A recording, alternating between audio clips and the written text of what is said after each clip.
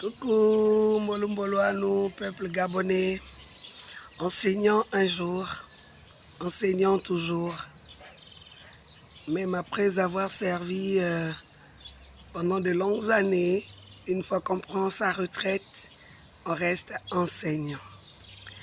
Alors, je rends un hommage particulier à tous les enseignants de ce pays, mais non sans penser à ceux qui ont été avant nous, depuis que le Gabon est Gabon, singulièrement à ceux qui se sont battus pour que la carrière enseignante soit valorisée, que les conditions de vie et de travail soient valorisées. On pense particulièrement à nos combattants qui ont perdu la vie dans l'exercice de cette fonction syndicale. Martine Labou. On pense dernièrement à notre jeune frère Hassan, que les générations présentes ont bel et bien connu. On pense à... On ne peut pas citer tout le monde ici parce que la liste est longue. Même si on ne les connaît pas, nous, on les garde dans notre cœur. Alors, en ce jour, nous allons tout simplement demander au Dieu créateur de poser encore une main sur l'enseignant que nous sommes, car tout le monde le sait, sans l'enseignant, presque personne n'est personne. Je n'ai pas besoin de dire tout ce que l'enseignant fait sur cette terre, tout le monde le sait.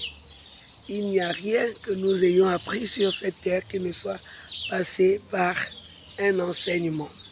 Donc, l'enseignant veut tout dire. Tout ce qui concerne une formation particulière, qu'elle soit faite par des gens qui ont eu le diplôme pour, que ça soit fait par des gens qui ont cet art de transmettre une connaissance, c'est toujours l'enseignement qui prime. Donc, en fait, on devrait comprendre que tout ce que nous faisons sur cette terre est l'œuvre de l'enseignement, donc de l'enseignant. Alors, en tant qu'enseignant, nous devions être fiers. En tant qu'enseignant, nous devions valoriser notre carrière. En tant que dirigeant de ce pays ou de ce monde, on devrait valoriser la carrière enseignante parce que c'est par là que tout passe. Tout le monde passe par la main de l'enseignant. Et donc, on comprend aisément que si on était sous d'autres auspices, avec une mentalité un peu plus, je vais dire, humaine, on mettrait tout en marche pour que l'enseignant soit logé à la première enseigne. L'enseignant devrait être au-dessus de tout. Quel que soit l'ordre de l'enseignement dans lequel nous voguons, nous restons au-dessus de tout.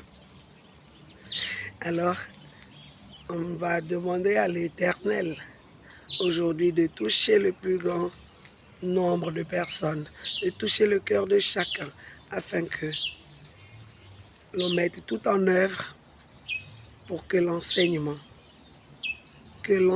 soit mis